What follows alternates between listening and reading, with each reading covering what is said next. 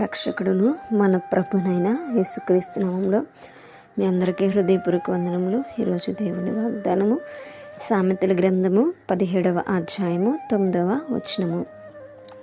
ప్రేమను వృద్ధి చేయగోరువాడు తప్పిదములు దాచిపెట్టును, జరిగిన సంగతి మాటి మాటికి ఎత్తువాడు మిత్రభేదము చేయును. హల్లెలూయా.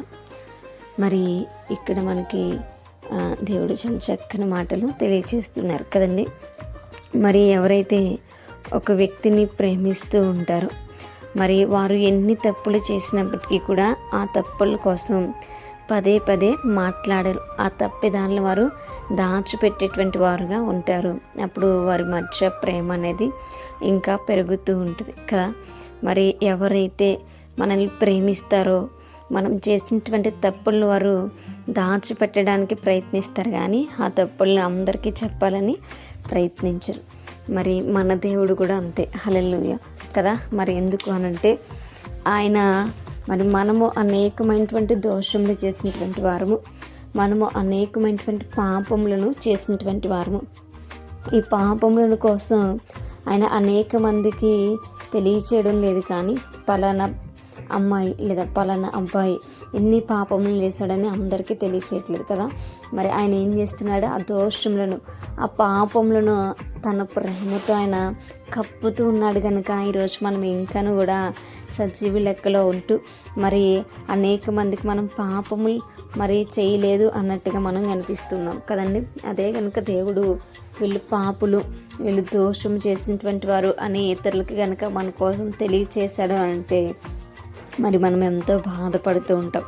కానీ దేవుడు మరి మన పైన తనకున్నటువంటి ప్రేమను బట్టి ఆయన మన యొక్క తప్పిదములను ఆయన ఏం చేస్తున్నాడంటే దాచిపెడుతూ ఉన్నాడు. అది దేవునికి మన పైన ఉన్నటువంటి ప్రేమ. మరి ప్రేమ ఉన్నది కనుకనే మన పాపములను ఆయన క్షమిస్తున్నాడు, మన తప్పిదములను ఆయన క్షమిస్తున్నాడు.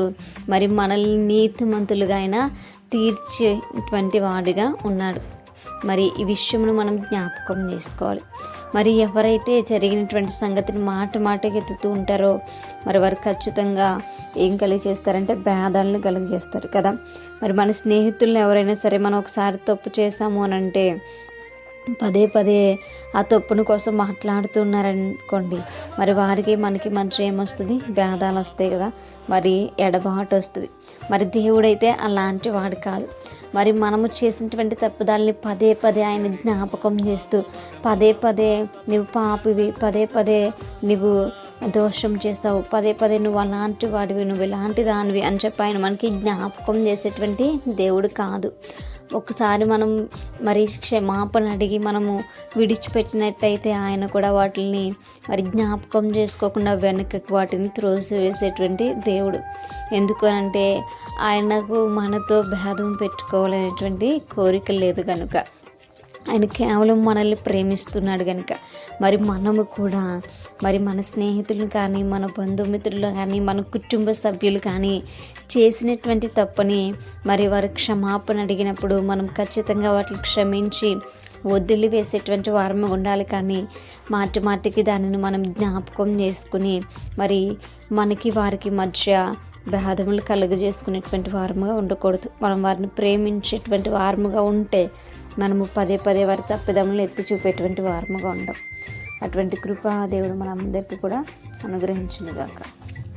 ప్రార్థించుకుందాం. పరిశుద్ధుడ మహాగరుడ మీకు వందనాలు, ప్రేమ స్వరూపి మీకు స్తోత్రాలు. నిజమే ప్రభా, మీరు మమ్మల్ని ప్రేమించారు కనుక్కునే ప్రభా, మా తప్పిదములను మా దోషములను ప్రభా అయా ఎత్తి చూపకుండా వాటిని కప్పివేశారు నా తండ్రి, మీకు వందనాలు ప్రభా. మీరు మాతో భేదమునైనా కోరుకోలేదు కనుక్కునే ప్రభా అయా పదే పదే మా దోషములను ప్రభా జ్ఞాపకం చేసుకొనకుండా అయా తండ్రి నా ప్రభా మీరు నా తండ్రి వాటిని నా ప్రభా తొలగించి వేసినందుకు మీకు స్తోత్రాలు.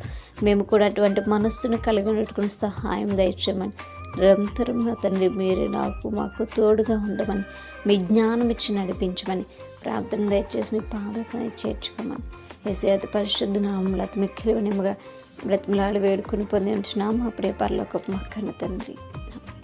Praise the Lord everyone. May God bless you all.